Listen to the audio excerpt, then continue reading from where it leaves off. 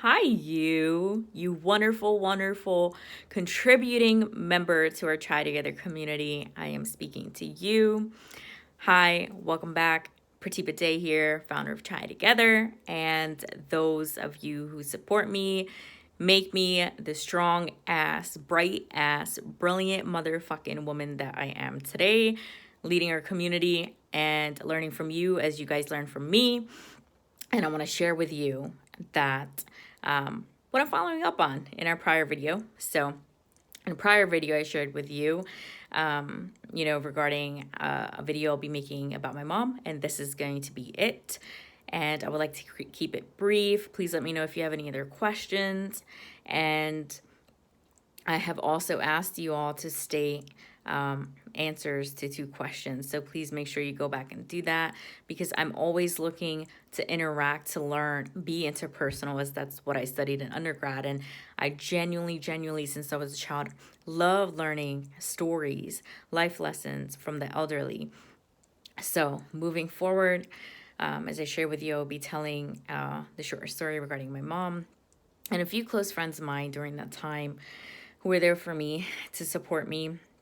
They know who they are, and some have outgrown and are not in my life right now, and that is completely fine. Sometimes we have to distance ourselves from others, even though we may love them, right, from a distance. But when something is too much for your own mental resolve, it's okay to set it free and allow someone to heal, right? And maybe you'll be in a different mind state as well to where you can welcome them back.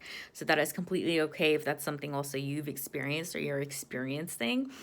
And so if you guys remember a few months ago now, I'm not sure regarding dates, my mother was hospitalized, and that was a decision that I made in the condition that she was in. And I want to just give a statement on behalf of my mom that my mother does know that I speak about her on Try Together, and she enjoys it and she wants her story to be known. And she's seen the interviews. She's known about the comments you guys give. I always, share those with her. So this is with her permission that I do share. Please trust and believe. I would not, because ethically I don't. I don't confide in that kind of situation. Um, laugh at my word usage. You gotta laugh at yourself sometimes, you know? You know what I mean? So, anyway, yeah, so it got to a point where my mom was, usually on the floor, just laying there and suffering, shriveled up, kind of like a raisin. Sometimes when people go through chemo or other scenarios, they tend to be getting weaker. And her skin was darkening around the eyes and other areas. She was eating less. She gave up chai, believe it. There was a period of time where my mom stopped drinking chai, I believe, for months. She hadn't gone outside for 5, 6 months. And regarding showering, socialization, nothing. Very, very troublesome to do if it was every 5 days or so. It was beyond me. I was still pursuing Try Together, of course, interviewing you all, and life goes on, right? You still continue with the daily routine. Did the best that I can. It was really hard for my dad and I to take care of her ourselves when it's something we don't even understand on how to care for. It needs professional help. And I want you guys to know that there's nothing wrong with you reaching out for professional help when something is beyond you, because you also have to, especially if you have a job or you have other responsibilities, you can only do so much for a parent or whoever you're caregiving for. And I made this tough decision, and I had retaliation, of course, from a few relatives and from my mom. And I chose to put her in hospitalization, and she was there for a month, and I was unable to see her during COVID. And let me tell you, that hit me hard, and I did not see it coming. I cried for about 5, 6 hours, and I felt a loss of a parent. I've never been away from my mom in a situation like that where she's taken away. And she was transferred from the hospital to a different form of hospital, let's say. And she got the help she needs there, the routine, socialization. They had activities like guitar, painting. And now she goes to a day program. But during that time, um, during that time,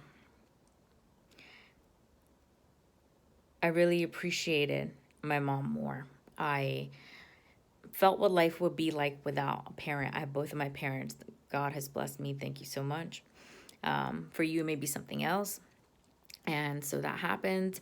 I would receive voicemails from my mom on small things that, the facility doesn't have yogurt today and this and that, and a lot of crying. And I stopped listening to those voicemails. I'll still speak with her, right? But I needed at least a day's gap, 2 days gap. And that's okay because I have to take care of myself and I have to feed you guys, right? Like pour into you guys. And, I believe one of the hardest things was hearing the blame, right?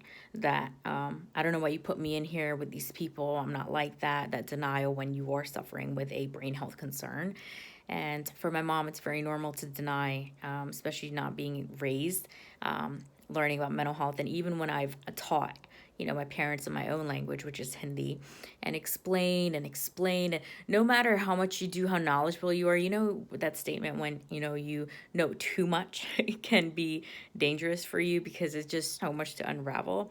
That's me regarding mental health. So anyway, I just want to share that with you. And then I remember when she came back home, and it was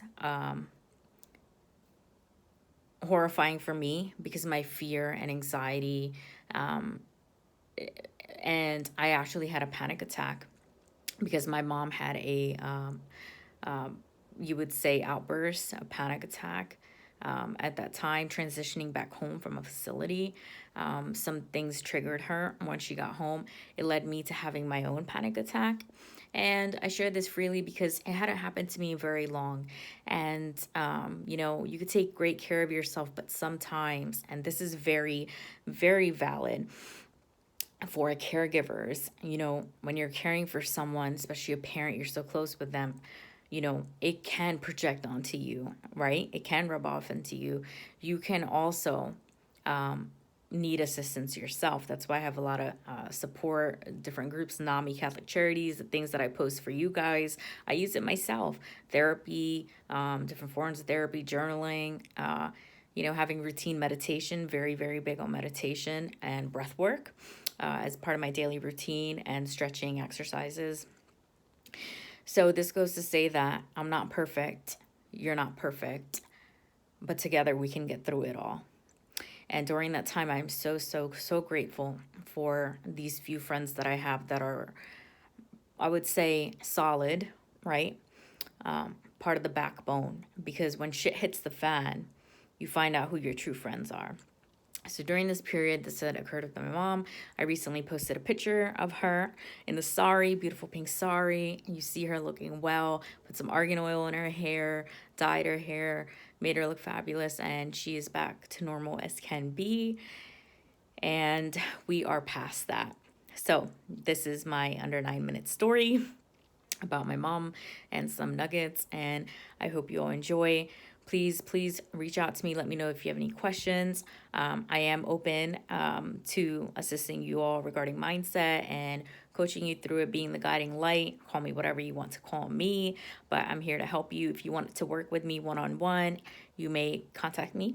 You may DM me and we can talk about it and see how it goes. So feel free to reach out. Feel free to call someone. Feel free to get the help that you need because you're your own savior until you can get more support.